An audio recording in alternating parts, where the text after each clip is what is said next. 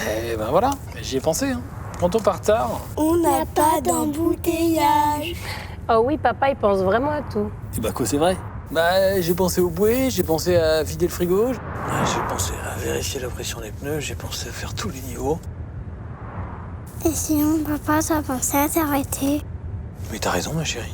Et si nous transmettions la bonne attitude? Sur un long trajet, une pause toutes les 2 heures. Assurance Prévention, une association de France Assureurs.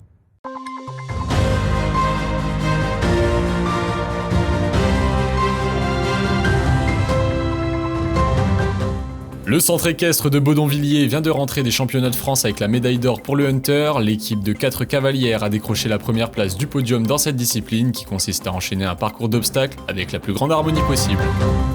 Ce week-end, des centaines de visiteurs ont assisté au grand retour de la fête des moissons de Sainte-Marie-du-Lac-Muisement. L'occasion, le temps d'une journée, de découvrir des outils anciens, les pratiques agricoles d'antan et d'assister à des démonstrations artisanales. C'est avec fierté que ces chevaux arborent leur tapis de selle champion de France. Avec leurs cavalières, ils ont remporté l'épreuve du Hunter en équipe des championnats de France il y a quelques jours. Dans cette équipe gagnante, il y a 3 cavalières meusiennes du centre équestre de Baudonvilliers, Cassandre, Clémence et Candice. Déjà, on revient avec énormément de fierté. De fierté parce que avant de partir au championnat, on a eu un peu des galères, si je puis dire, avec nos chevaux et de ramener un titre de champion de France en Hunter, qui est une nouvelle discipline entre guillemets au centre équestre. C'est énorme, c'était, je dis pas impensable, mais je pense que même en y passant, on s'en rend pas compte, et encore à l'heure d'aujourd'hui, on a du mal à réaliser qu'on l'a fait, quoi. Ça fait 8 ans que je participe au championnat de France, donc j'ai participé au championnat poney et là c'est la 2e année que je participe au championnat club du coup, avec de nombreux résultats, mais c'est vrai que la première marche du podium était tant attendue depuis tellement d'années, donc ça fait vraiment plaisir, et puis en équipe, juste extraordinaire vraiment. Je crois que je réalise même pas encore ce qui nous est arrivé.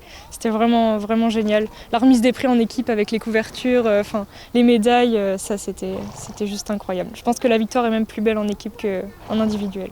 Son championne de France 2023, le Ranch Xperi.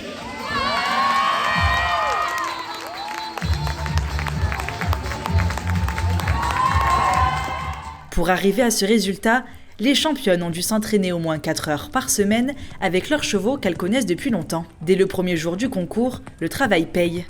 Les cavalières additionnent très facilement les points et se hissent à la tête du classement. Une place qu'elles garderont jusqu'à la finale. Elles ont enchaîné un parcours de 10 obstacles. Elles ont enchaîné un parcours de 10 obstacles avec des difficultés. Et pas juste uniquement sauter des barres. Vraiment des difficultés avant la barre. Ça peut être des transitions au pas, ça peut être un départ au galop, ça peut être un nombre de foulées à respecter entre 2 obstacles, sur une ligne droite, sur une ligne courbe. Donc c'est vraiment quelque chose qui demande énormément de travail en amont.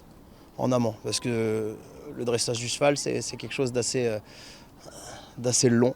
Même si les championnats de France viennent de se passer, il faut maintenant voir plus loin. Les jeunes cavalières et leurs coachs envisagent déjà d'autres compétitions dans des catégories supérieures. Les bruits des tracteurs résonnent dans le jardin du village Musée du Der. Pour le grand retour de la fête des moissons de Sainte-Marie-du-Lac-Muisement, le village qui organise ce rassemblement a voulu mettre en avant l'histoire agricole du territoire. Ça fait chaud au cœur, bien évidemment, hein. C'est la fête de l'année à chaque fois, systématiquement. Donc là, oui, elle nous manquait, cette fête. On va reprendre toutes les phases de la moisson d'autrefois, depuis pas le fauchage, parce qu'aujourd'hui c'est un peu compliqué avec la météo, mais le battage, le transport, les gerbes à fabriquer, etc. La moisson d'autrefois. Ce dimanche, les visiteurs pouvaient à la fois découvrir les bâtiments d'antan, comme l'école, mais aussi le savoir-faire de l'époque. Vous voyez les petits poils là.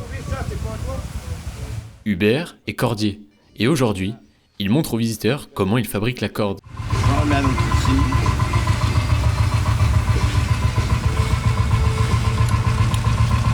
J'ai toujours fait le même système d'assemblage.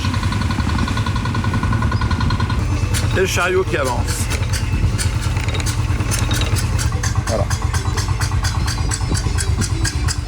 Un peu plus loin, ce sont les machines agricoles qui sont mises à l'honneur. Maxime est venu avec son tracteur qui date de 1951.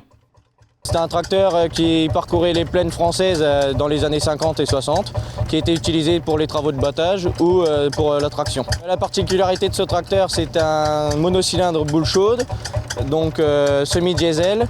Donc on le chauffe avant de pouvoir le démarrer. Et c'est un petit peu ce qui fait sa renommée aujourd'hui. C'est le fait de le démarrer aussi manuellement. Ce tracteur n'a pas de clé et c'est ce qui fait aussi son charme.